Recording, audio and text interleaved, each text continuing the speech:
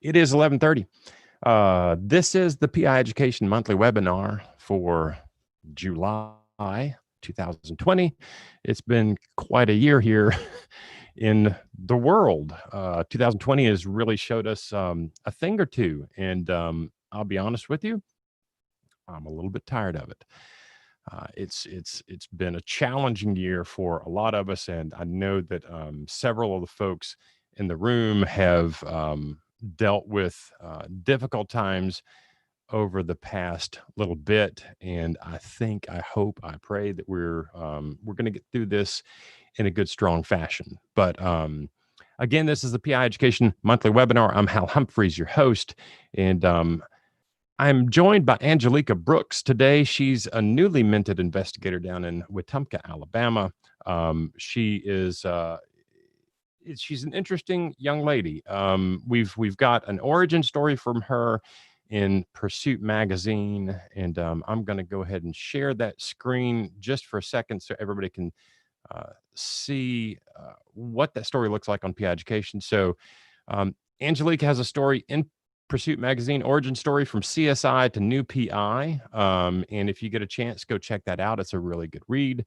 That's pursuitmag.com. Just scroll down towards the bottom of the page and you can find that story. We've been talking for the past 2 months, basically all summer, about the notion of origin stories and how people got started in the business of private investigations. And Angelica was kind enough to share hers with us. One of the things we're trying to do is explore how people can get into this business. And it's kind of exciting for me to have the chance to talk to Angelica because she's new to the business. And I'm assuming there are going to be some folks in the room that might have some advice for her. And we'll maybe take some questions from her, maybe some questions from the field. But before we go any further, I want to remind everybody that the opinions that we express here are our opinions. They are not legal advice. If we offer advice, it's just peer-to-peer advice kind of business. Nothing that we say in here is legal advice. I'm not an attorney. Angelica, you're not an attorney, are you? No, she's not either. So, yeah. So anything that we say here is peer-to-peer. We're just trying to offer advice to each other to maybe have a better understanding of how to be better private investigators.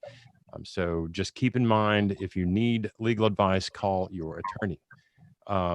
So Angelica, if you don't mind, tell us a little bit about yourself and who you are, where you are, what you do. Sure. So I am a licensed private investigator for the state of Alabama, and I have been for 2 years now. I also have, I am the founder and the executive director of the Silent Voices Project, which is a project that I started where we investigate, looking into cold cases, researching missing persons, and human trafficking awareness, also human rights. So that's a big project that I have. I also am the mother to 4 beautiful children, 2 boys, 2 girls, and I live in a small town in Alabama, Wetumpka. And as a private investigator, what kind of work interests you the most? The type of work that interests me the most is like the criminal defense type of work. And then also, I want to dive into nursing home abuse investigations. Not quite sure exactly the direction, but I do know I took the course, and it's very, very interesting to me.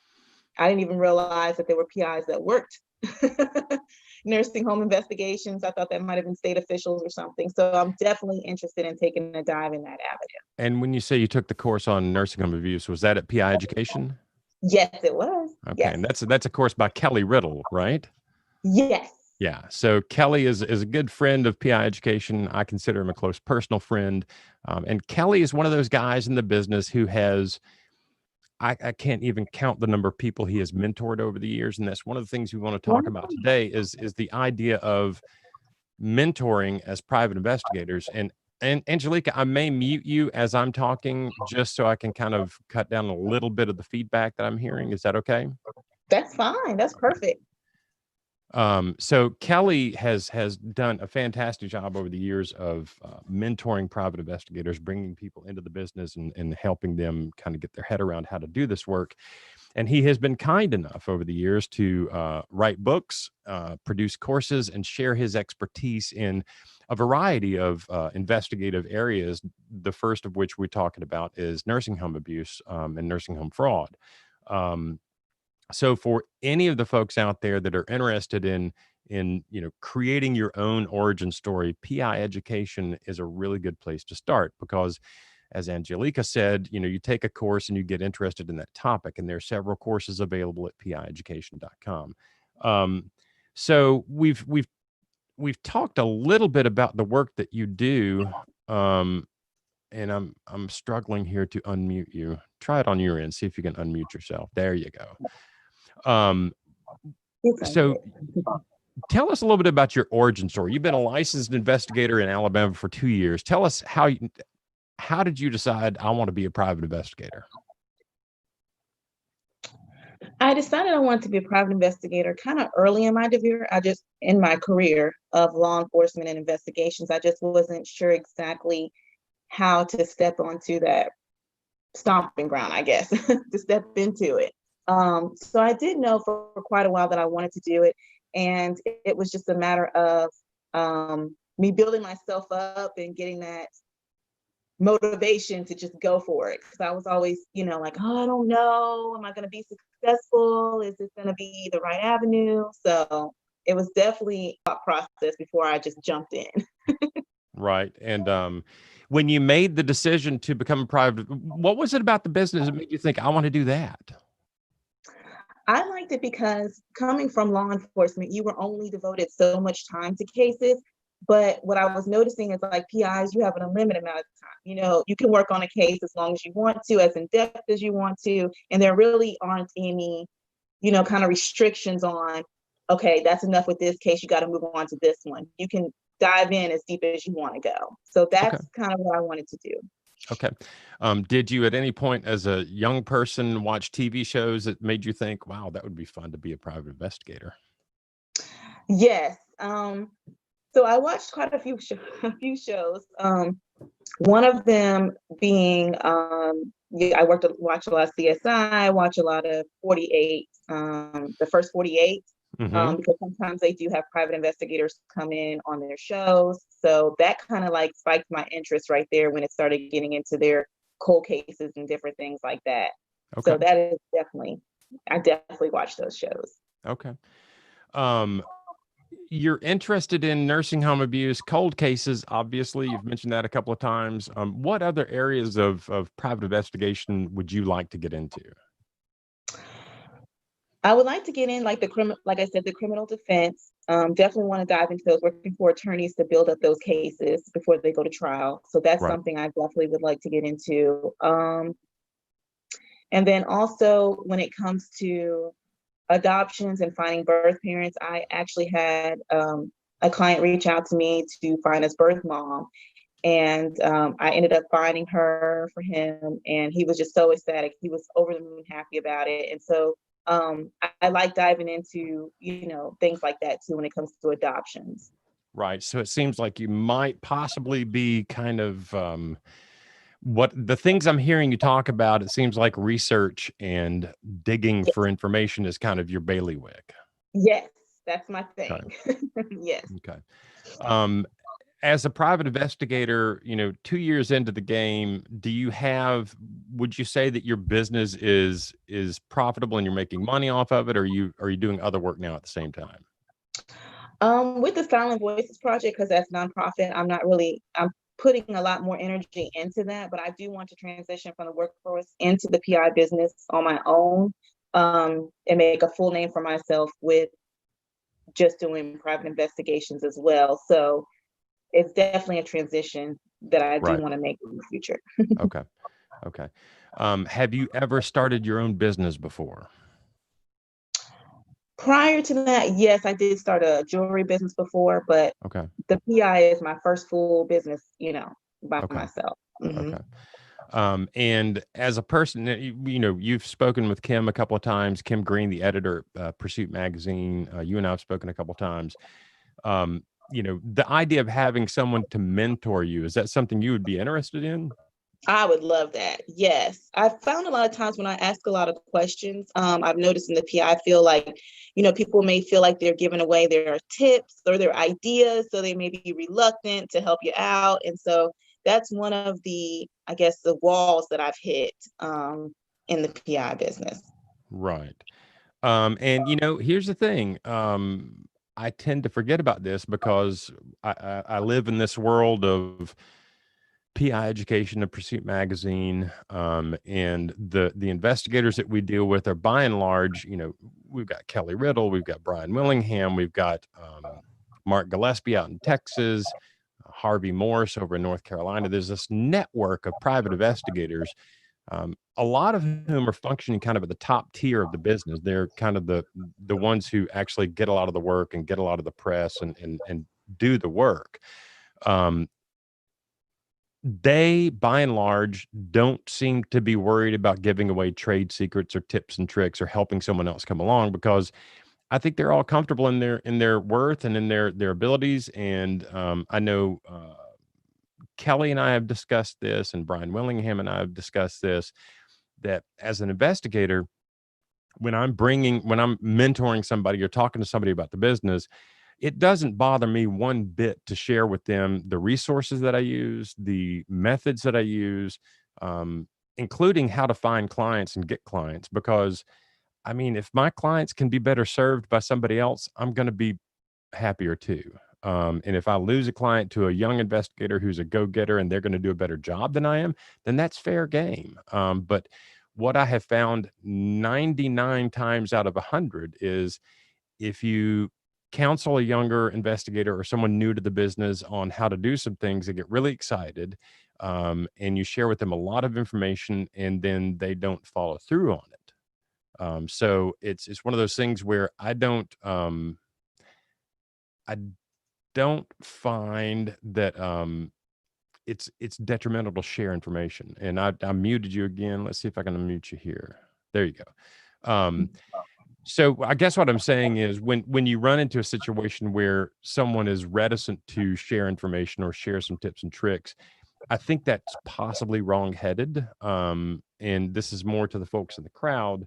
You know, we posted a thing on Facebook last week, I believe, and asked people about mentoring, if they did mentor, if they had mentors. And it's funny, a lot of people said, some people said, you know, I kind of learned the hard way. I did it by myself, but I did have some people that shared things with me along the way, and we're real good friends and, you know, peers to this day. So I think if you can find someone that's willing to share information, number one, the person that's willing to share information is going to be a better mentor than someone that just doesn't have the time of day for you. So do you have any thoughts on what you would like to see in a mentor? Do you have an avatar of what that person would look like and be like, and that kind of business?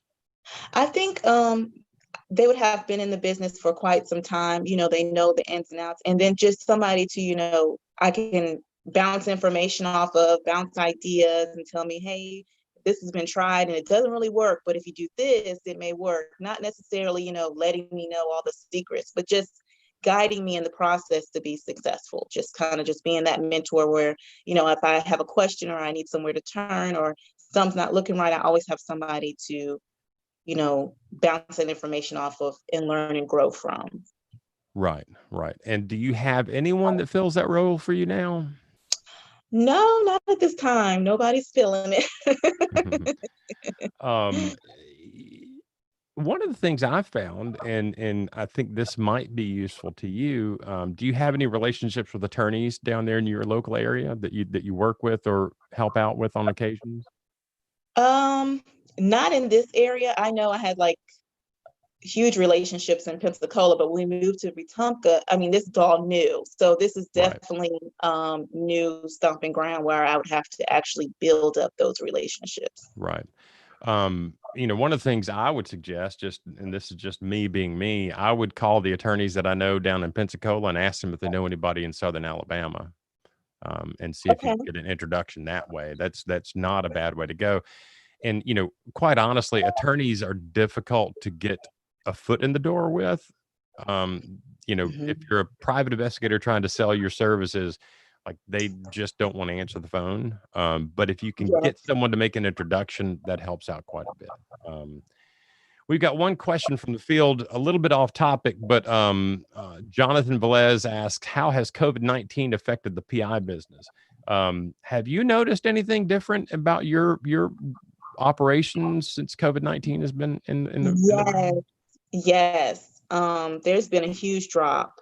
On the nonprofit side, as far as the cold cases, they've been piling in, but on the other side, as far as PI business, it has gone down. I even also have a subscription box business where I sell personal self-defense items for women, and Oh, wow.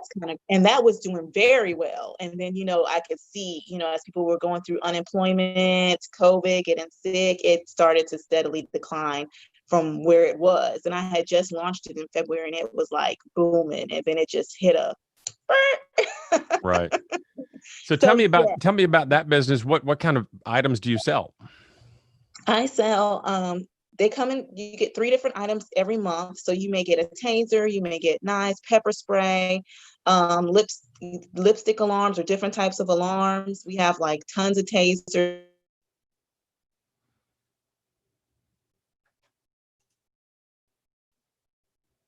$39.99, but it's well worth it. And I created it to help women be able to protect themselves from human trafficking because it's Right. on the rise. Right. And if you're interested in human tracking or trafficking, there's a private investigator in Miami by the name of Joe Carrillo. And Joe has an organization called the Bringing Them Home Project. And they go out and rescue young people who have been abducted or taken into the life. Wow. Joe's a fantastic dude. That organization is really good. They do good work. And it's interesting stuff. So I would suggest if you get a chance, reach out to Joe Carrillo. And when we get done here, I'll send you a link with or an email with some details on people to get in touch with. We've got one comment from the crowd. And do you pay attention to the Facebook feed for Pursuit Magazine at all? Sometimes I've been watching it now lately, yes. But Okay, good.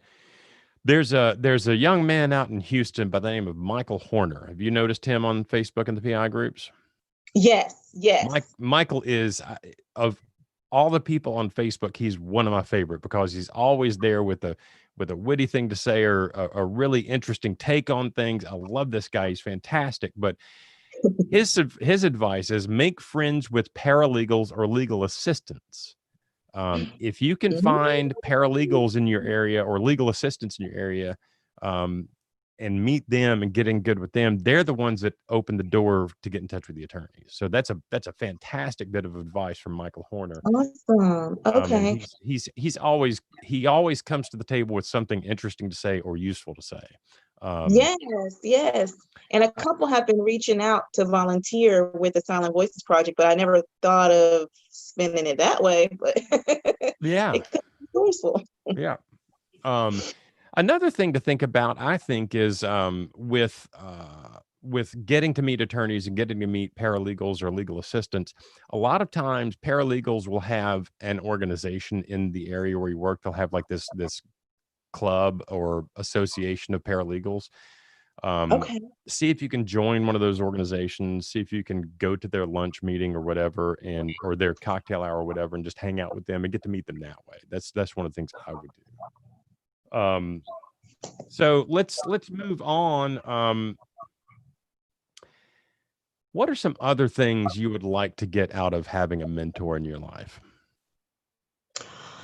Um, I think what would be really helpful is when it comes to building clientele. That's a huge one that I'm interested in because once you dive out and go full time, being able to build and keep that clientele is really important to me in those relationships. So, um, getting some insight on how to initiate them, build them, and then keep those Maintain relationships. those relationships. Maintaining them. Yes, Yeah. yes.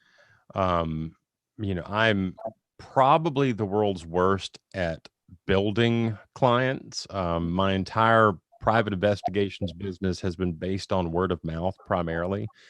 I don't have a huge client list.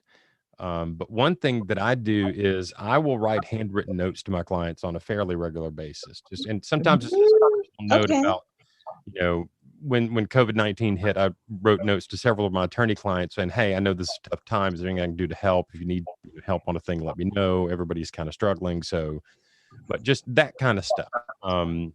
Love it. I think people in general like to have a handwritten note. It kind of makes everybody's day to have something personal from someone. Yes, Um, yes. Jacob Osniak, out of the Chicagoland area, is one of our friends here at Pursuit Magazine, and he asks, "How can we as profession encourage diverse mentorship education opportunities? Almost every conference I have gone to has been primarily middle-aged white males." And as a middle-aged white male, I can assure you that is pretty much the case across the board. Most of the conferences you go to as a private investigator, it's going to be middle-aged white dudes. As I said in one of my emails to you earlier, Yes, there's a decent amount of mansplaining in the business. So yes. I don't know. Do you have any thoughts on how the profession could encourage a more diverse group of people to mentor and educate each other? I wonder, maybe, building some sort of forum where everybody is kind of like in a mix, and it's kind of like, everybody can, kind of similar to what you're doing already, with everybody can get together and have like the little mixers and Right. connect and build relationships. Um, One of the things I've noticed is, with the COVID lockdowns and the situation with the virus kind of going a little bit haywire across the United States right now, a lot of people, I know a lot of people thought they were going to go back to conferences into the summer, into the fall. I don't think that's going to happen. Um, I don't think conferences are going to be happening for quite some time now. Um, I have been to literally countless private investigator conferences over the years. And one of the things I've noticed is, as Jacob points out, it is white centric older guys like me. They all get in a room, and there's always, 99 out of 100 are super helpful and nice and friendly and kind. One out of 100 is a know-it-all that wants to tell everybody how everything should be. But the thing about conferences, the main benefit that I get out of conferences is the networking opportunities after the classes, when people can get together and have a cocktail, and do that thing. That's where you get that real personal connection and interaction. One of the things we do here with Pursuit Magazine and PI Education is we started off every Thursday. We've now gone to every other Thursday, hosting a virtual happy hour. And we're hosting one tonight. For those of you that are in the room, we would love to have you join us. It is a very super casual, sit in your backyard, wear your Hawaiian shirt or your old vintage rock t-shirt if you want to, doesn't matter. Last time we did one, I was out at our Buffalo River property and I'd been working all day and I was literally soaked in sweat. But it's a super casual chance to sit down and talk about different topics that affect us as private investigators. So, Angelica, I would say to you, if you want to join us, please do. We'd love to have you there. And it's sure. a chance. It's a chance to meet people from around the country. And I know for a fact, that process has connected probably 5 or 6 people that didn't know about each other before we started doing those. And I think some Okay. pretty good friendships have formed over that. One of the things that I'm curious about, and you know, I think female private investigators, by and large, have a leg up in a number of what's the word I'm looking for, disciplines that we as investigators do. I think female investigators can oftentimes be better interviewers because they tend to be less threatening. They tend to be more open. People find them easier to talk to a lot of times. Mhm. I think female investigators can be absolutely amazing surveillance operatives because people don't really pay attention to No. a nice looking young African American lady sitting in a cafe for 6 hours. They're maybe not going to notice you. A big hairy 53-year-old man, they might pay attention to that. So I think women have a chance to kind of kick a little ass in this business if they play the cards right. So that's something you could think about. Now, do you have many female friends that are private investigators? I do have one. We both used to do autopsies together. So when we so now she's a PI up in Birmingham area, and Okay. so um, both me and her, I think she started maybe a year or two, maybe before I came along. So Okay. Well, that's fantastic. How long have y'all known each other? oh goodness, since I believe around 2015. Okay. So it's a little bit. Yeah, that's a minute. Yeah. Does she have a good book of work up there in Birmingham? Is she doing the PR work kind of full time? She is still, I think she's transitioning. She's transitioning into it full time, but she does I think work with the state attorney's office, but she's built that relationship there. And then Okay. so she's gotten a lot of clientele from that area. Okay. Good. Angelica, let me ask you this. Have you by chance signed up for the criminal defense course we're offering next week? No, I haven't signed up for that yet. Okay. Um, I will tell you, we've sold out. We've got uh, pretty much every seat in the room filled up, but we've had enough interest. I think we're going to offer that same course again, Okay. maybe the middle of next month, and I'll make sure you get an invitation to that. Yes. We've got another question from the field. Angelica, what are your biggest concerns about going full time as a self-employed person, private investigator specifically? I think one of my concerns is having a consistent income. And another one of my biggest concerns is charging my worth instead of charging to keep getting clients in the door. Yeah. It's a Those are the really two biggest ones. it's a really difficult thing to charge what you're worth. And again, I'm not the most astute businessman sometimes. I really love the work of a private investigator. It makes me happy to be out in the field interviewing people, or in the subdivision or in the urban street. I had one of the investigators a couple of weeks ago call me out for saying out in the field because it's like we're not all out on a farm out in the field talking to people. But I do love that part of the work. That said, I am notorious for just not billing for all my hours. I come home from some trips and I realize I've spent more on airfare and cars than I actually billed. It's difficult to keep track of that. And I don't know what to tell you other than, you know, people don't like to talk about this issue, but I'm more than happy to talk about it because I think transparency is helpful to everybody in the business. But give me a ballpark of what your hourly rate would be for PI work, and you don't have to nail it down specifically, but give me a ballpark. Well, it's really different because when I work with a PI agency and I was doing surveillance, they Mhm. would say that they would be like, okay, well, we can't pay you more than, between 20 and 25 an hour. Right. When I was when you're doing private investigations, they say that the going rate is, 75. So I'm not Okay. sure where that comes from, but why It's it's so different. pulling it out of the air is where a Mhm. lot of people come up with it. I recently upped my rates from 125 to $150 an hour.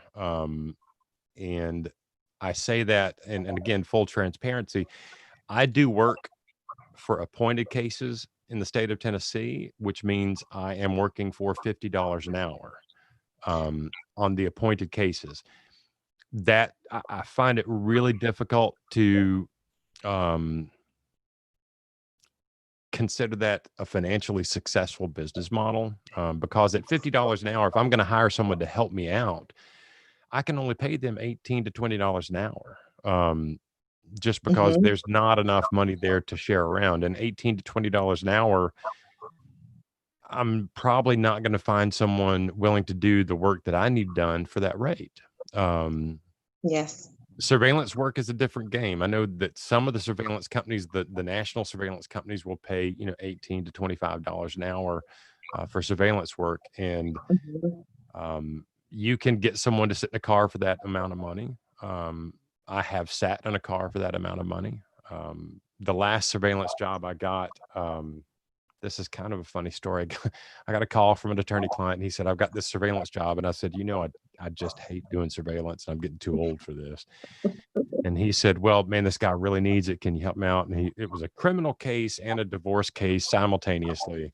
Um, and I agreed to do it, but I told the lawyer, so I'm charging full rate. I'm not going to give any discounts.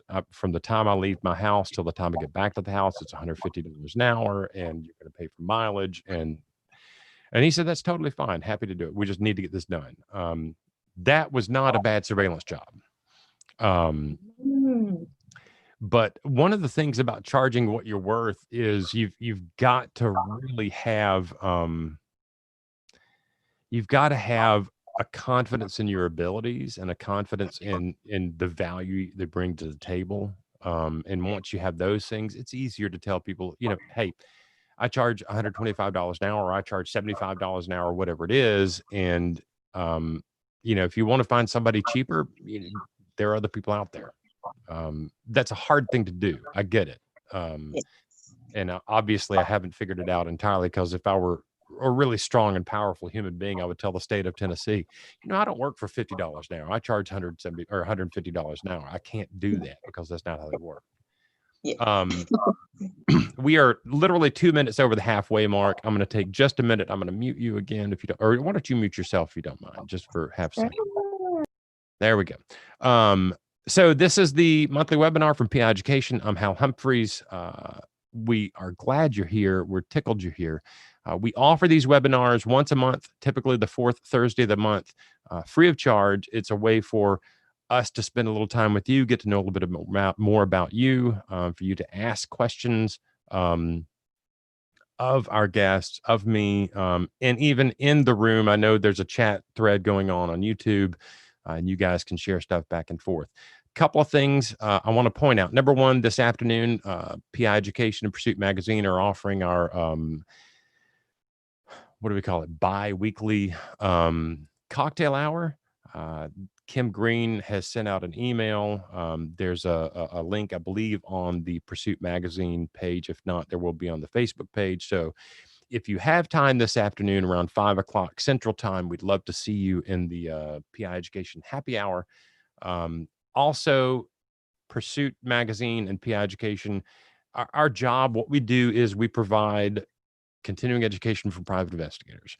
And we are currently working on some new courses that I'm pretty excited about. Next week, we'll be offering our first virtual live class, actually our second virtual live class, but our first full class. It's a 7-hour class split over 2 days, and it will be criminal defense investigations. It's the first time we've offered this class at all. We're excited about it. The course has sold out for next week, but we will be posting another version of it, same course, but another time frame here in the next couple of days. I think, and today is also Stephanie Mitchell, our manager. Today is Stephanie Mitchell's birthday, so she's not in the office today. She's off enjoying time with her spouse. Finally, PI Education, if you need to get some education, and you want a little discount, you can use the discount code MENTORS 2020, MENTORS 2020. That ends on 7/31. It gets you 10% off of any course you want to take on PI Education. Again, all right, now I just got a note from Kim Green. The link to the happy hours in the editor's message on Pursuit Magazine. So if you go to Pursuit Magazine on the right-hand side, there's an editor's message.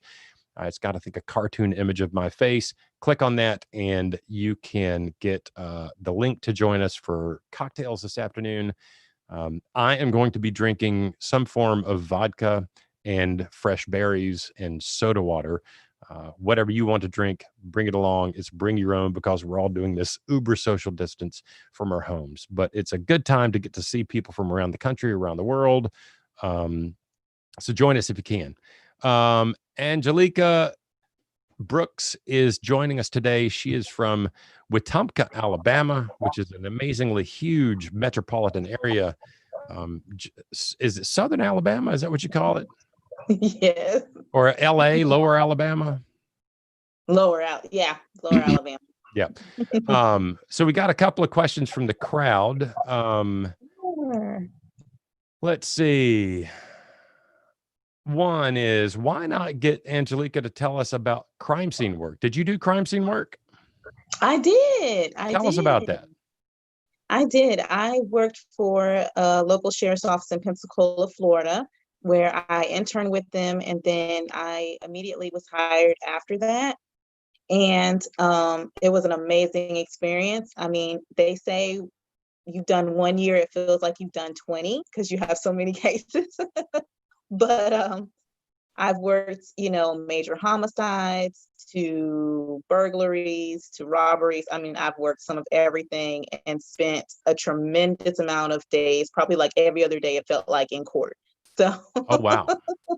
Have you ever testified in those cases? Oh, yes. Lots of cases. I've testified on homicides and, galore. So, yes. Okay. So I apologize. I'm getting a much clearer picture of where you're coming from. The criminal defense work for you is like a natural fit. Yes. Yes. And I don't know what the situation is in Alabama with criminal defense work. And especially in smaller towns.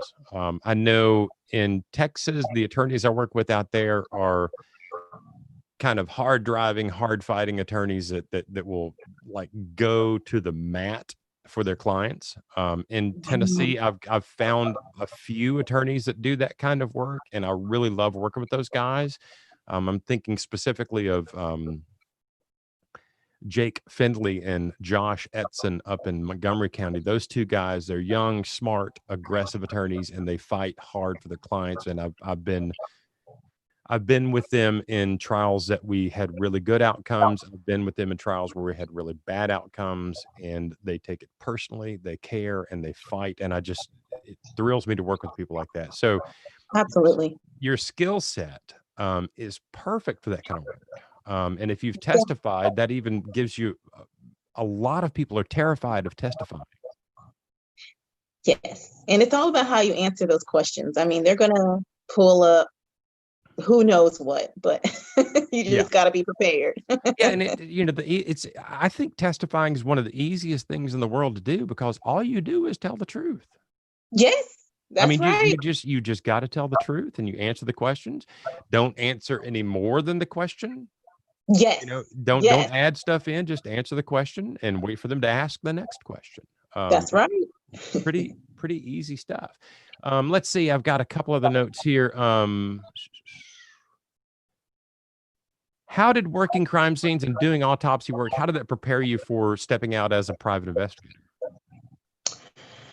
Because I kind of already knew the inner workings of law enforcement. So let's just take a cold case. When it comes to the cold cases, I can look at everything from the initials of the case, how the scene was worked, to applying investigative skills to see any potential suspects, witnesses, people that I can interview, all the way to looking at the autopsy results and being able to understand those. So I understand all the way through the entire case. So whether it be criminal defense or cold cases or missing persons, I have that experience to where I'm not going to get lost in it. I know exactly what's going on and what I'm looking at. So right.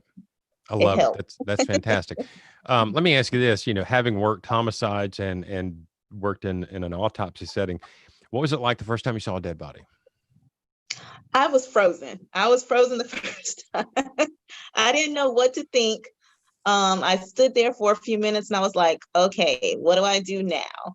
Um, I learned a lot about, dead bodies. I didn't know if they could still, they're still producing gases and stuff. So when I would see like the little bubbles moving in their mouth, I was like, what? So it took some time to get used to it. But then afterwards, after doing it the first time, I kind of separated it. I don't know how in my mind, but I separated it. I was Yeah. able to separate it from work and then personal. Yeah. So then it just became, work. And then I just got in there and did what I had to do. But at first it was like, oh my. Michael Horner says, Angelica, how did you get used to some of the grisly aspects of the crime scenes? I think you got to learn to have fun with it. Everybody, some people think, hey, you've got this sixth sense of humor, but it's really not that. You got to take yourself someplace else to deal with what you're dealing with. I mean, I've had to dive in trash cans, with full of maggots, trying to pull out stuff. Not one of my best experiences, but this is reminding me. I was at a conference in North Carolina last year, and speaking about criminal defense investigations for the morning, and the afternoon session was a young lady who was the director of the body farm. Oh, now that's awesome. And within an hour of listening to her talk, I was smitten. I was like, I have got to take this lady out to dinner. So at the break, I asked her, I said, hey, is there a chance I could buy your dinner tonight? And she looked at me like I was a little crazy, like maybe I was hitting on her, but the conference director said, he's one of our presenters. He's fine. So we went out to dinner. And I went to a nice little Italian restaurant, kind of a family joint, people sitting around us, and we're sitting at this table, and I will never forget this. She started talking about, she's got really long hair, and she was talking about, she leaned over one of the bodies and her hair kind of dipped into the maggot foam. Yes. And she was talking about how you just can't get that smell out of your hair. It stays for like weeks. You have to cut your hair if you do that. And as we're having this conversation over like linguine and pasta with cream sauce, people at the other tables start getting up and moving away from us. It was absolutely fantastic. Yes. We got smell. The smell, yeah. Do you ever use the little smelling thing under your nose to keep from bothering you, or do you just get used to it? Yes, you get used to it, but I learned to I started breathing out of my mouth. Like if I'm around and it's really bad, I won't. Yeah. I've mastered it now. There's an episode of the X-Files. I think that I'm going to show my nerd credentials right now. I think the episode is called Succubus, but it's about this man/worm thing that lives in sewers, and they're walking through the sewer, and Mulder is kind of gagging as he's walking through the sewer, and the guy looks at him and says, you got to close the nose off, you got to breathe through your mouth. And I was like, great advice. We've got a couple of folks from the crowd that are reaching out. Black Horse Investigations out of Arizona. They say, hi, Angelica, I got here a little bit late, but I wanted to know how I would go about getting on your list for volunteering with your organization. I'm licensed in Arizona. So would you share with the crowd how to get in touch with you if they want to volunteer? Sure. You can visit the website. It's www.thesilentvoicesproject.org. And then there's a little where you can sign up to be a member and receive our newsletters. And then you can also send me a message. You can also from that website, and then you can send me a message at angelicaB@tsvrp.org. Okay, good. So we've got another comment from Michael Horner, and this is another, like I said, this guy has fantastic advice across the board. Michael, I know you're listening. Keep up what you're doing. You're doing good stuff with the business. So he says he worked an internship as a paralegal for the CJA, the Criminal Justice Act, attorney who they're qualified and court-appointed attorneys in federal criminal cases. That's another thing you could look into, is volunteering for organizations like that. I know that there are internships available and stuff like that. but that's not a bad thing to do. Someone says, ask her if you know about Brian Stevenson. Do you know Brian Stevenson? Does that name ring a bell? No. He's with the Equal Justice Initiative. He's based in Montgomery, Alabama. That could be one of those things you could reach out to those guys. There may be some experiences there, some volunteering opportunities to do some investigations with them. That's not a bad idea. Emilio Maldonado says, "Hi, Angelica. Did I say your name wrong earlier? I did. No, Angelica's right. Okay. I may have said Angelica at one point. I just got a note from Kim said Angelica. I'm like, sorry. Emilio Maldonado says, "Hi, Angelica. I got here a bit late, but I wanted to know how I would go about getting on your list." Again, another one from that may be Black Horse Investigations again. Okay. So Brian Stevenson, the movie and the book Just Mercy was by him. Oh, okay. That's the movie with Jamie Foxx and yes, Michael B. Jordan. That's right. Okay. Yeah. I got it now. Okay. Yeah, so they're out of Montgomery, Alabama. I would reach out to them if I were you, just like as a course of good business. Absolutely. Let's see here. Crime scene investigations. All right, so here's an interesting thing I have found over the years, and I want to get your take on this. Since you worked on the law enforcement side of crime scene investigations, I know a lot of private investigators really want to take courses on crime scene investigations so that they can go investigate crime scenes. Yes. Here's the thing. As a private investigator, I'm not going to have access to that crime scene until it has been thoroughly gone over and cleared by the police. Right. So crime scene photography, you know, all that business, it's not as important for private investigators as is knowing the process of those things so that you can then pick those apart later on. Right. If you get the crimes, and I think one of the things you would have a particular benefit in is knowing the process, knowing the standard operating procedures for sealing a crime scene, people signing into the log to get into the scene and to get out of the scene, those kind of things. You would be able to notice if something was amiss in that situation. Yes. Yeah. Yes.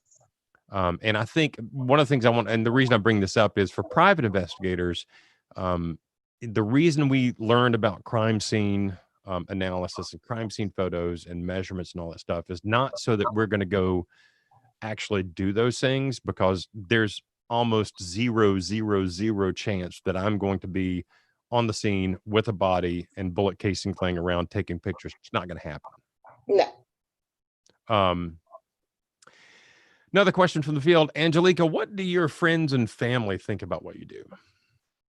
They love it. They love it, and they're super proud because I kind of took that leap to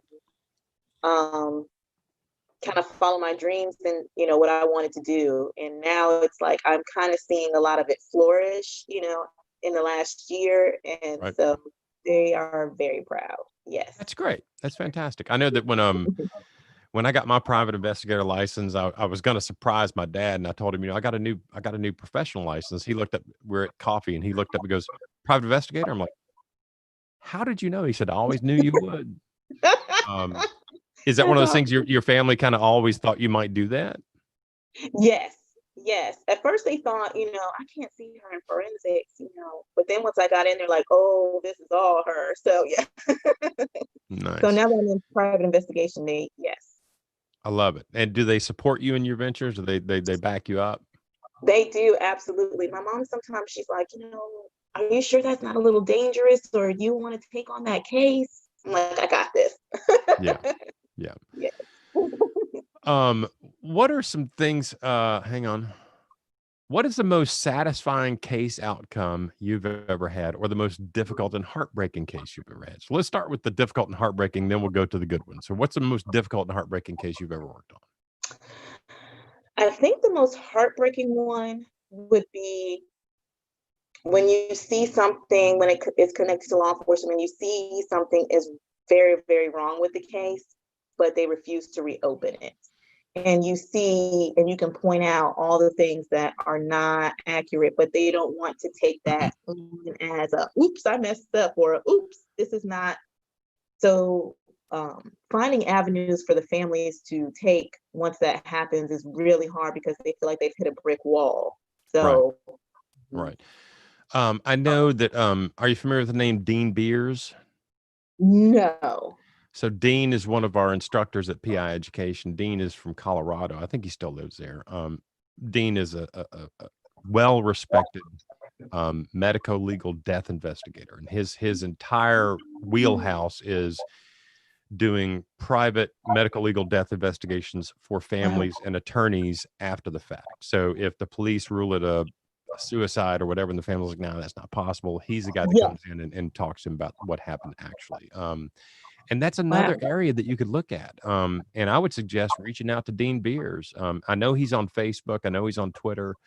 And I'll put that in the list of folks that I'll make an introduction email after we're done here, just to kind of get you a foot in the door. And again, folks, I think a lot of times when people think about mentoring a younger investigator or a new investigator, the one thing that scares them, aside from I don't want to train up my competition and I don't want to share my tips and secrets.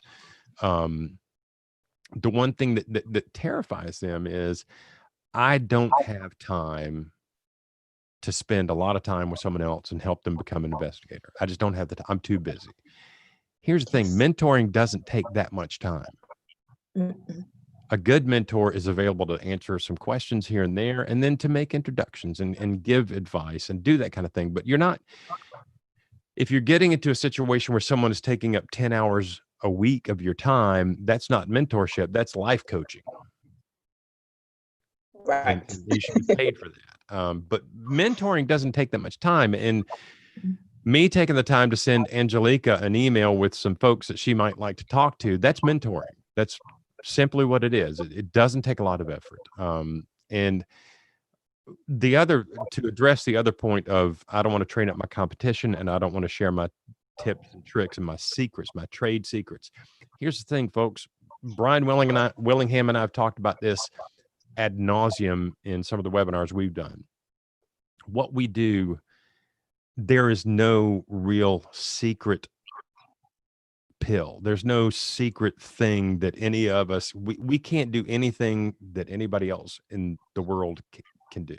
We literally, we're citizens. We have a license that allows us to do a little bit of stalking from a distance and take pictures of people doing nefarious things. We have a license that allows us to investigate on the behalf of attorneys, but we can't run bank records. We can't, we can't get things that normal people can't get. We just have a license that allows us to go and do it kind of out in the public, out in the open, and say, here's who we are, here's what we're doing, here's why we're doing it. So at the end of the day, sharing tips and tricks is nothing but helping people be better investigators. And the more good investigators we have, the better we all are, I think. Let's see. Now, before we move on, and I do this on occasion, Angelica, you'll notice this about me. I just kind of run off down a rosy path. The best outcome of a case you've ever worked on.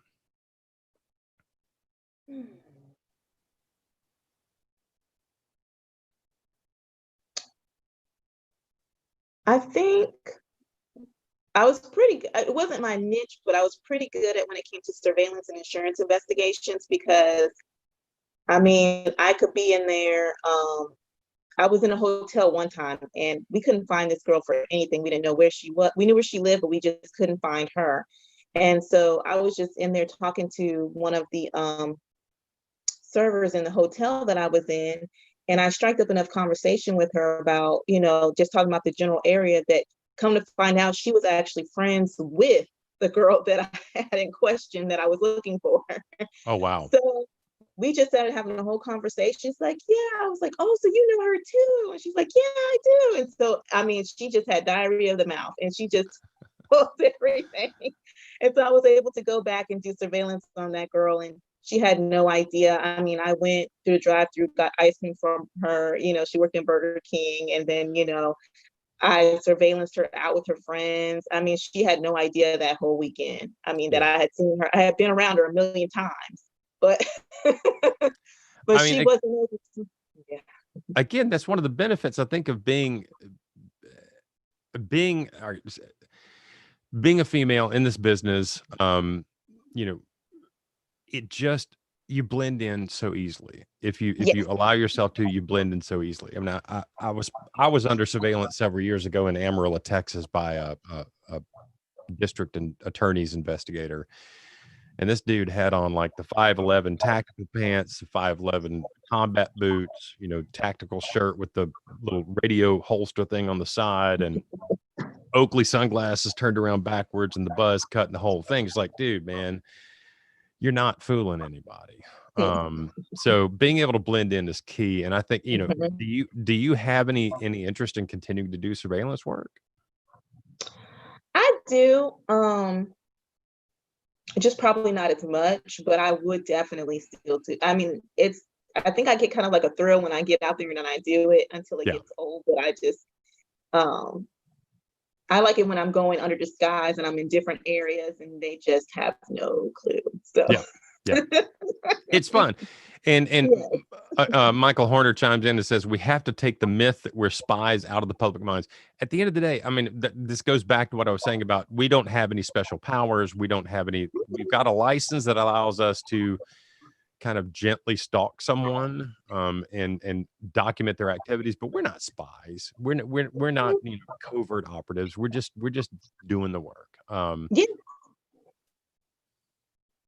I've got a question from Andy Adams, and this is for me. How can you touch on how to get into criminal defense? How can a PI get their foot in the door and start doing criminal defense work? And I think this, Angelica, goes to one of your questions that we talked about earlier. This is an area that you're interested in. So, Angelica, I would say to you, you've got the skill set, you've got the experience, and it's just a matter of and this is for Andy Adams as well, for criminal defense, if you just need to get some experience and you don't have to make really good money, appointed cases are a fantastic way to get a foot in the door and do that work. Appointed cases are they're the equivalent in parts of Tennessee where there aren't any public defenders. The administrative office of the courts has a list of attorneys who are on the appointed list, and they will assign them cases to take. And they pay the attorneys, I think, $50 an hour. But those attorneys can ask the court to provide funds to pay for a private investigator. And when the court appoints me as a private investigator, it doesn't cost the attorney anything. The administrative office of the courts pays my fees. So for people that want to get into the business of criminal defense investigations, appointed cases are a great way to do it, because you can go to these young attorneys on the appointed list, and that list, I believe, is public record. If it's not, you can go to the Criminal Defense Lawyers Association in your area and find young attorneys who are newly minted and reach out to them. But you can get appointed, and all you got to do is go to those attorneys and say, hey, look, I'm a private investigator. I'd like to help you out on any cases you have coming up. If you get me appointed through the courts, it doesn't cost you a penny, and anything that I bring to the table is going to be helpful, and if it's not, it hadn't cost you anything. We did a webinar a couple of months ago on criminal defense with an attorney. If you want to go back in the archives of the webinars, you can check that out there. Let's see. So, and the other thing about getting a foot in the door for criminal defense work, and Angelica, this is something I'm just going to go on and share it because we're doing full transparency here. I found some attorneys that I really respected and really liked. They were known as the top tier attorneys in this town where I was visiting, and I reached out to them and introduced myself, and one of those attorneys is Allison Clayton. She's the lady that joined us on the webinar a couple of months ago. She is fantastic, and that link has been posted in the group online. But I found some attorneys that I really wanted to work for. I had met them kind of casually in different settings, but those guys, I would call them anytime I was in town and say, "Hey, I'm in town on business. Can I buy you a cocktail?" And they would either say yes or no, I'm too busy, can't do it. But I pestered them until they had a cocktail with me, just the two of us, and I was in town on business. We built a relationship based on friendship first, based on mutual interest in criminal defense. And then about 9 months later, I got a call from one of them saying, "I've got a big case. I need help. Would you come help me?" And that has been one of the most lucrative avenues of business for me. Now, it cost me, I did the math at one point. I think I spent about $7,000 in travel, renting cars, hotel rooms, and cocktails, building those relationships. But it has been so worth it professionally and personally. They're fantastic friends of mine to this day, and I still work with them. So that's, if you can pinpoint specific attorneys you'd like to work with, and just hit them for a cocktail, hit them for a lunch, whatever you're comfortable with. That's a good way to meet people. All right, we got some questions rolling in.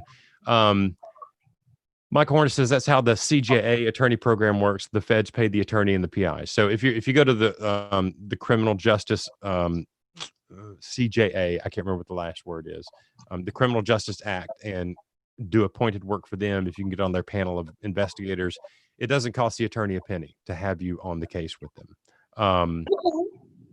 Sarah Brown says, "I am an Alabama investigator and have tried to contact the court system for this work and got nowhere.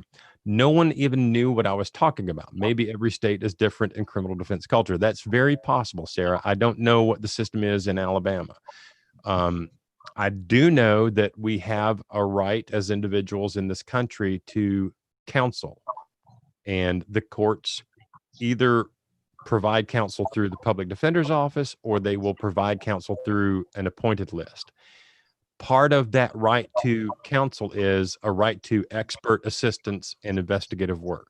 So I might suggest, Sarah, and we've gone over a little bit, I'm sorry about that, but I might suggest, Sarah, maybe reach out to some criminal defense attorneys who do that work, and start with the younger ones and ask them if they do appointed work. And if they do, how do you get appointed investigators? That might be a way to approach it, because talking to the court system sometimes is like talking to a Vogon spaceship. It's hard to get through to anybody.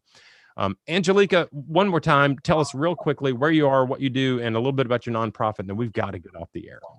Sure. So I'm located in Wetumpka, Alabama, and I am private investigator licensed in the state of Alabama. And I have my PI business, and I also have the Silent Voices Project, where we research cold cases, missing persons, and human trafficking awareness and human rights. And where can we find that organization on the web? You can find that organization at www.thesilentvoicesproject.org. Thesilentvoicesproject.org. Yes. Great. Angelica Brooks, thank you so much for joining us today. It's been a pleasure speaking with you. And I will get with Kim, and we'll get you an email with some introductions later this afternoon. For the rest of you in the room, thank you so much for being here. We really appreciate it. We love doing these webinars. We love having our friends in the room. If you're in the webinar today and you don't have plans this afternoon, we'd like to let you buy yourself a cocktail with us this evening, 5 o'clock Central Time. Join us. You can find the link in the editor's message on pursuitmag.com. And that is it. Angelica, thanks so much. Thank you. It's been fun. All right. Let me see if I can stop this YouTube. Stop streaming. Okay. All right. I think we're done.